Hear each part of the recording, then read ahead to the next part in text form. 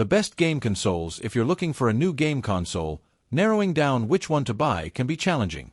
The PlayStation 5 and Xbox Series X and S have very similar features and game libraries, and then there's the Nintendo Switch, which is more family-friendly, but far more portable and endlessly fun. For PC gaming enthusiasts, handheld consoles like the Steam Deck make it easy to take your favorite games on the go. The Nintendo Switch was the most popular console in recent years, and the new Switch 2 is an upgrade in every way. It has plenty of fun games and few downsides, and it's a favorite among Wirecutter staffers, both the casual players and the video game pros. You can read more about the Switch 2 and why it appeals to so many people in the Switch section below. We've been testing the PlayStation 5 Slim, disc and digital, and the Xbox Series X and Series S since their release in late 2020, and we can guide you through the differences, or let you know if you should grab the PlayStation 5 Pro. If you already know which platform you'll choose, we also have separate guides dedicated to Xbox Series XS options and PlayStation 5 options. If you're looking to take your PC gaming on the go, the Steam Deck kickstarted a new generation of PC-based handheld gaming consoles that offer a great experience, if you're willing to deal with some PC gaming-related weirdness. Sony PlayStation 5 with the PlayStation and Xbox platforms offering similar graphics capabilities, at least on paper, at similar prices. The reasons to choose a PlayStation 5 Slim or PlayStation 5 Pro over an Xbox Series X or S revolve mostly around which games you want to play and how you want to play them. The best PS5 Sony PlayStation 5 Slim. This version of the PS5 has a disc drive, so you can watch UHD Blu-ray movies, as well as play new or used PS5 and PS4 game discs. The rest of the features and hardware are the same. If you have a big collection of physical PlayStation 4 games, if you want to watch 4K Blu-ray discs on your console, or if you're a deal hunter looking for discounted new and used games on disc, you should get the standard Sony PlayStation 5 Slim so that you can use its UHD Blu-ray drive. Same, but no disc drive Sony PlayStation 5 Slim Digital Edition.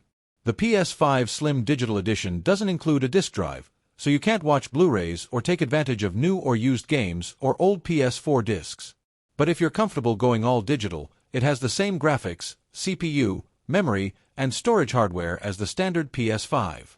The Sony PlayStation Slim 5 Digital Edition usually costs $50 less than the version with a UHD Blu-ray drive, and it does everything the standard version does aside from playing discs. If you don't want to spend $500 on a new console, if you don't buy or watch movies on UHD Blu-ray, or if you don't care about disc-based games, the digital edition might make more sense, especially if you take advantage of a PlayStation Plus game subscription. You can always add a disc drive later, but it'll cost you.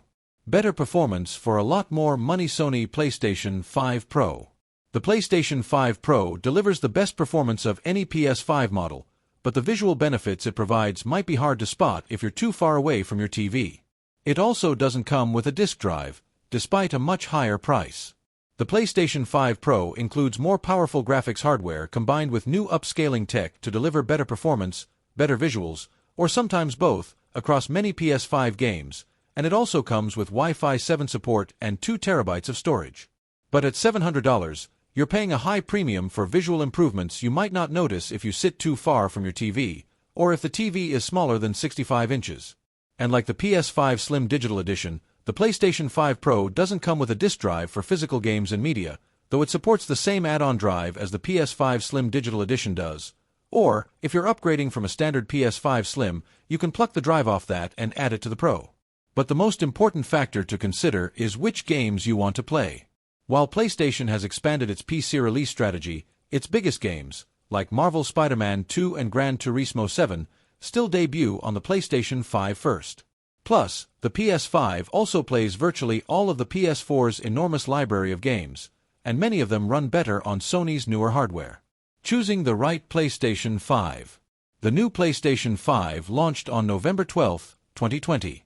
We break down the differences that matter and consider whether it's worth the upgrade. The two console platforms share some of the same major titles as well, including installments from franchises such as Call of Duty and Madden.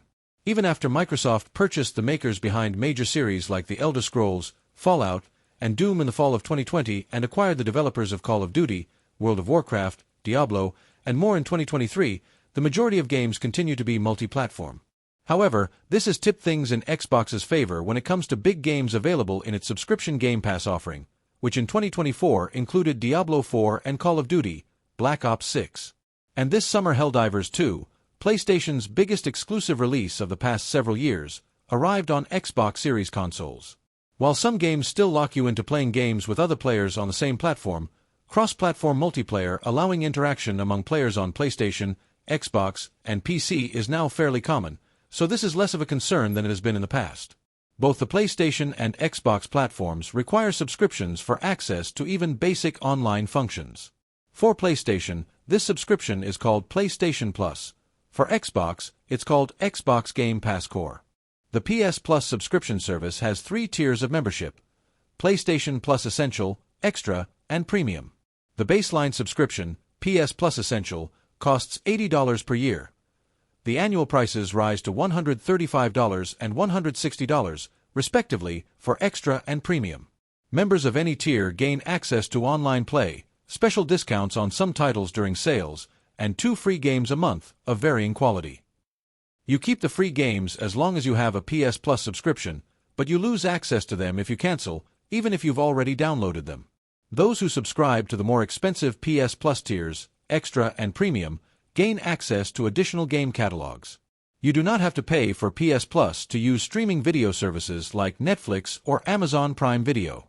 You don't need PS Plus to use the PlayStation 5's party voice chat system to voice chat with friends. Xbox doesn't have this restriction either. The PS5 has its own native VR headset, called the PlayStation VR 2. It's a great device that's comfortable to wear and easy to set up, but most people shouldn't buy it because most of the games you can play on the PSVR 2 are also playable elsewhere, including on cheaper all-in-one headsets like the Meta Quest 3S. The PS5 and the Xbox Series X are similarly competent media centers for a living room. Both output 4K video and have Blu-ray UHD disc drives, so you can watch digital movies or discs that you already own. The PS5 does not support Dolby Vision or DTS-X, though. If you don't know what those things are, don't worry about it, but if you want to take advantage of either standard, the Xbox may be a better choice. If you're considering either of the cheaper versions, the $400 PS5 Slim Digital Edition or the $300 Xbox Series S, you'll have to be comfortable with giving up a disk drive completely. Those models still support 4K video, but you'll have to stream or own digital films. If you're ready for a PlayStation 5, there's one last thing to keep in mind: its size. The PS5 is a huge console. Yes, even the current, revised, slim model, and it can't fit well in a lot of media centers, vertically or horizontally. If you really want a PlayStation, we don't think its size is a reason to skip it. But measure your space to make sure you know where it will fit. Less for less Microsoft Xbox Series S, 512 gigabytes.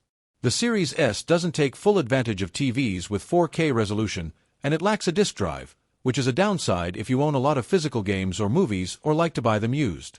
But it still lets you play the new generation of games, and it's a great value paired with a Game Pass Ultimate subscription. With the Xbox and PlayStation platforms offering similar graphics capabilities, at least on paper, at similar prices, the reasons to get an Xbox instead of a PlayStation revolve mostly around which games you want to play and how, that, and Xbox Game Pass. Last generation, the Xbox One didn't have as many critically acclaimed exclusive games as the PS4 did, but it still had a solid library of titles you couldn't get on PlayStation. The Series X and Series S continue many of those franchises, including Halo, Gears of War, Doom, Wolfenstein, The Elder Scrolls, Fallout, and more, and many of their titles also launch on Game Pass on day one. Microsoft also owns Activision Blizzard, the company behind franchises like Diablo, Overwatch, World of Warcraft, and Call of Duty. But Overwatch 2, Call of Duty, Black Ops 6, and Diablo 4 launched on multiple platforms, and upcoming games will follow suit for some time. Additionally, Xbox has begun to experiment with putting some of its games on the PlayStation and Nintendo Switch, though many of its games will continue to be exclusive to Xbox hardware and Windows PCs. With the Xbox and PlayStation platforms offering similar graphics capabilities, at least on paper, at similar prices, the reasons to get an Xbox instead of a PlayStation revolve mostly around which games you want to play and how, that, and Xbox Game Pass. Last generation, the Xbox One didn't have as many critically acclaimed exclusive games as the PS4 did, but it still had a solid library of titles you couldn't get on PlayStation. The Series X and Series S continue many of those franchises, including Halo, Gears of War, Doom, Wolfenstein, The Elder Scrolls, Fallout, and more, and many of their titles also launch on Game Pass on day one. Microsoft also owns Activision Blizzard, the company behind franchises like Diablo, Overwatch, World of Warcraft, and Call of Duty. But Overwatch 2, Call of Duty, Black Ops 6, and Diablo 4 launched on multiple platforms, and upcoming games will follow suit for some time. Additionally, Xbox has begun to experiment with putting some of its games on the PlayStation and Nintendo Switch, though many of its games will continue to be exclusive to Xbox hardware and Windows PCs. Game Pass is a major reason to consider an Xbox over a PlayStation. For $20 a month, Game Pass Ultimate gives you access to more than 400 games across Xbox consoles, PC, and streaming, plus online multiplayer.